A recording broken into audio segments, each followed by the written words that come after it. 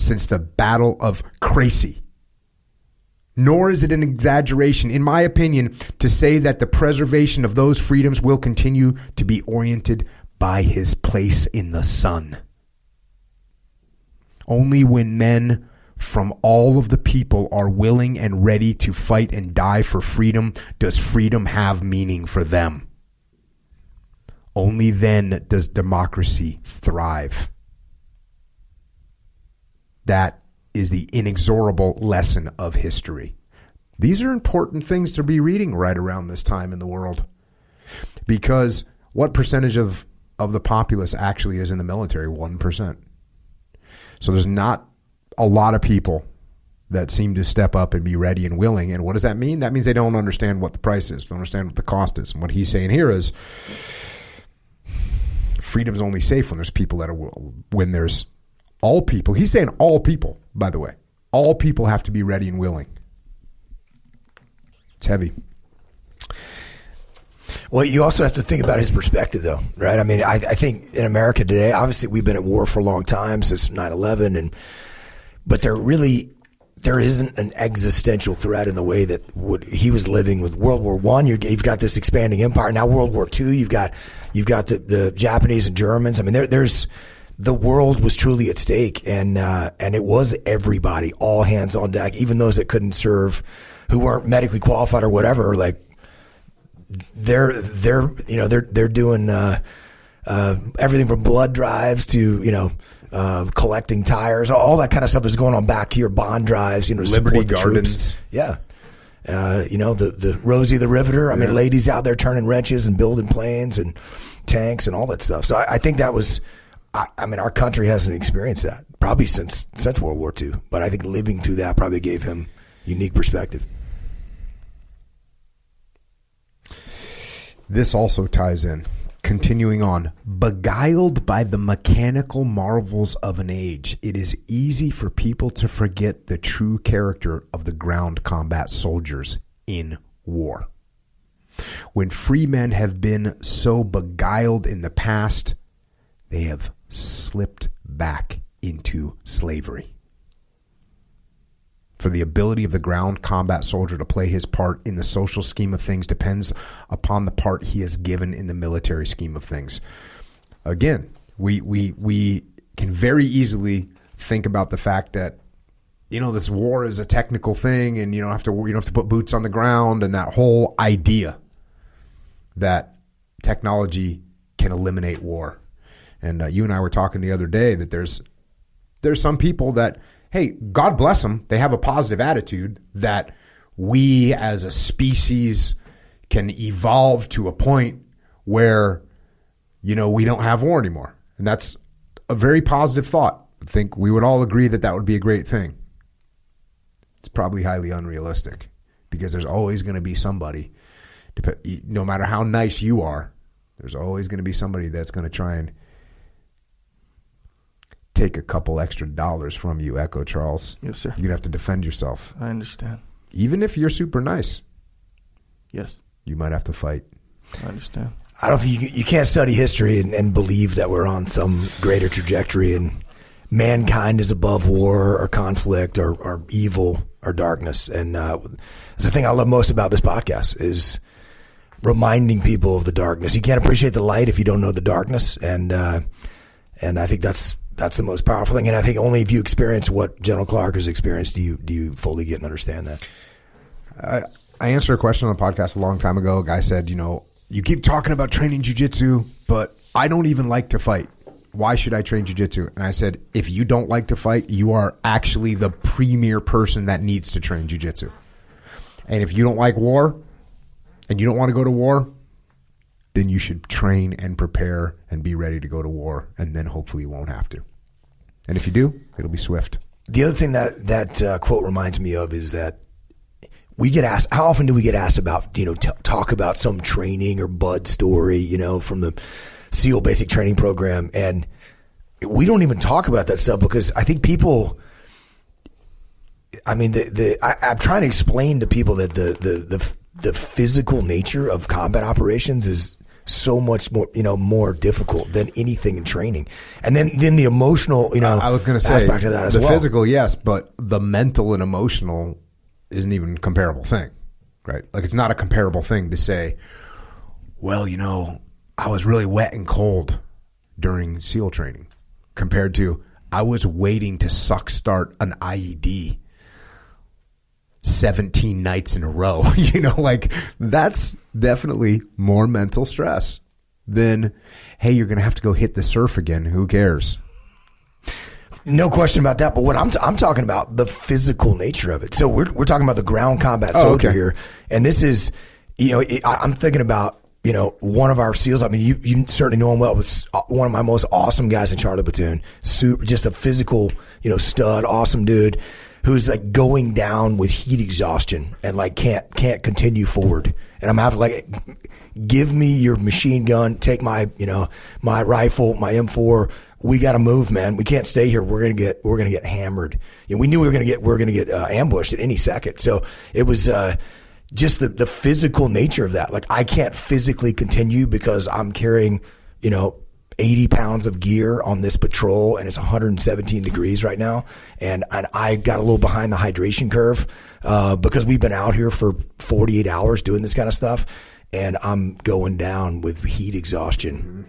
So I think that's something that people, when you're talking about technology and are riding in vehicles or flying an aircraft or shooting missiles, and there's just no getting around the guys carrying a rucksack, a heavy rucksack with gear and going on foot.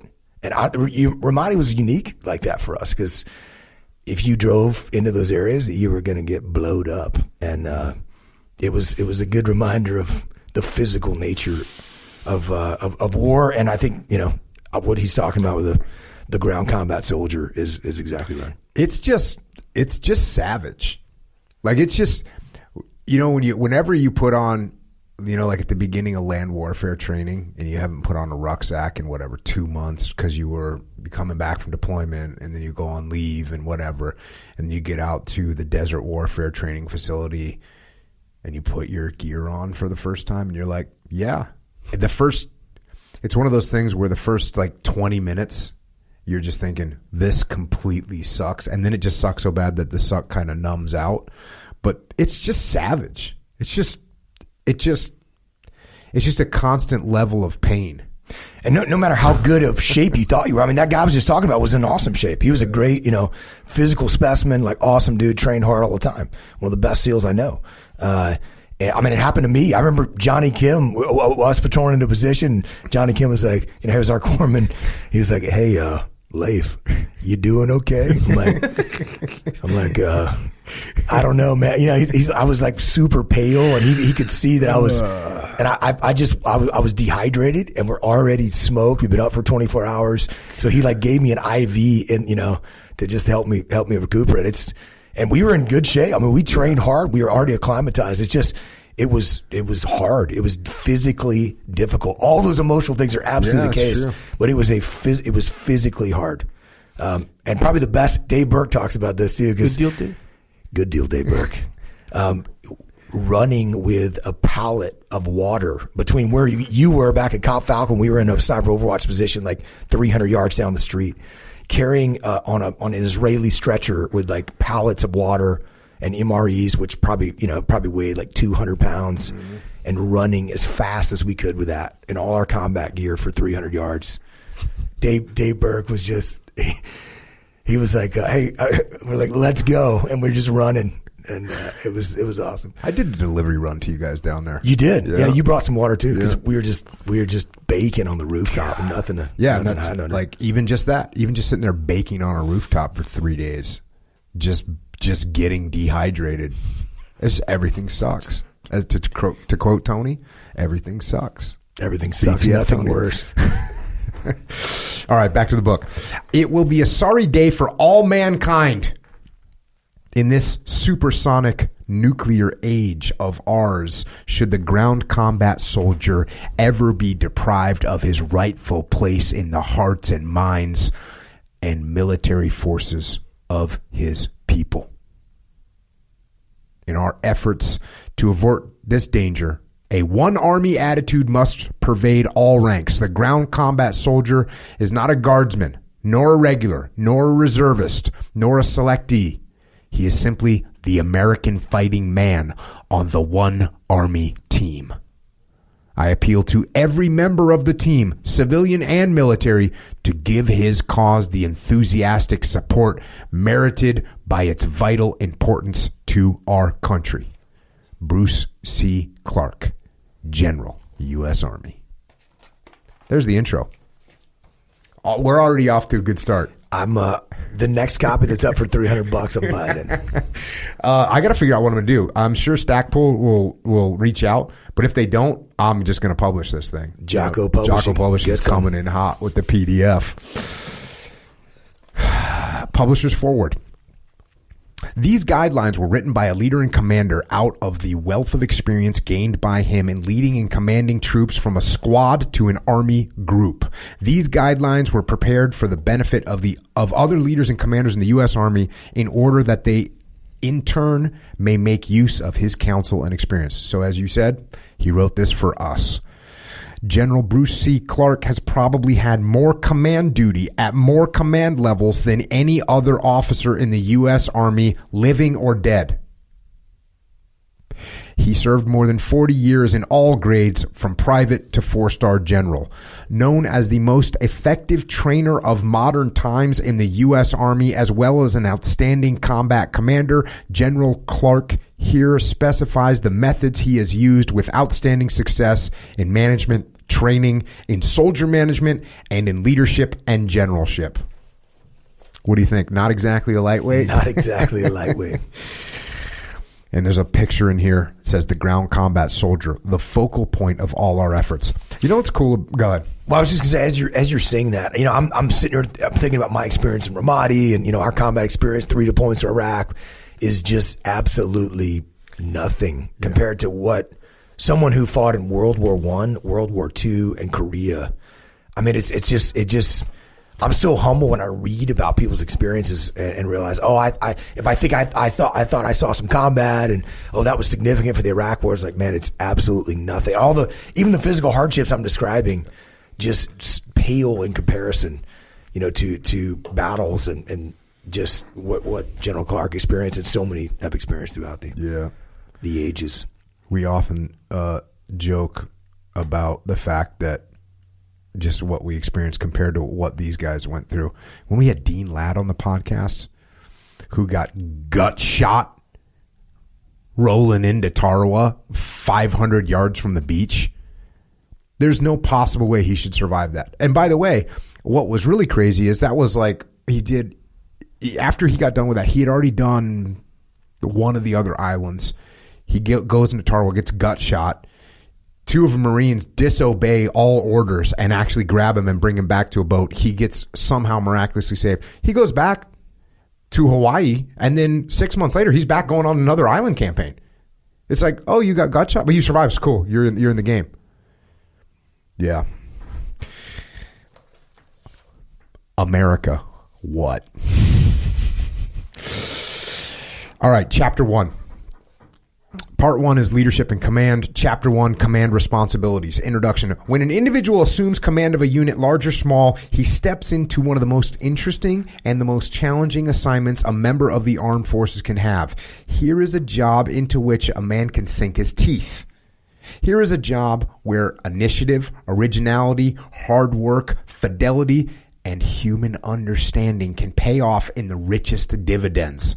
This chapter includes many matters that are connected with the ability of the commander to train his unit. So it's interesting. Extreme ownership, we close out by saying this is the most challenging endeavor a human can. Leadership is the most challenging endeavor a human faces, and therefore the most rewarding. I swear we didn't steal that from him, even though he just said the exact same thing, even though he wrote it a lot earlier than us. You know what it is though? Like as when we talk with leaders all the time, and they say, "Hey, we're already doing a lot of these things you're talking about," and what the reason for that is because there's what works and there's what doesn't work. Mm-hmm. So no matter what you call it, we gave a little framework around extreme ownership, the laws of combat. But if you're in a leadership position, you're gonna you're going to figure out what actually works. And that makes me think about this. You talk about psychology a lot, and not in like psychological terms and, like clinical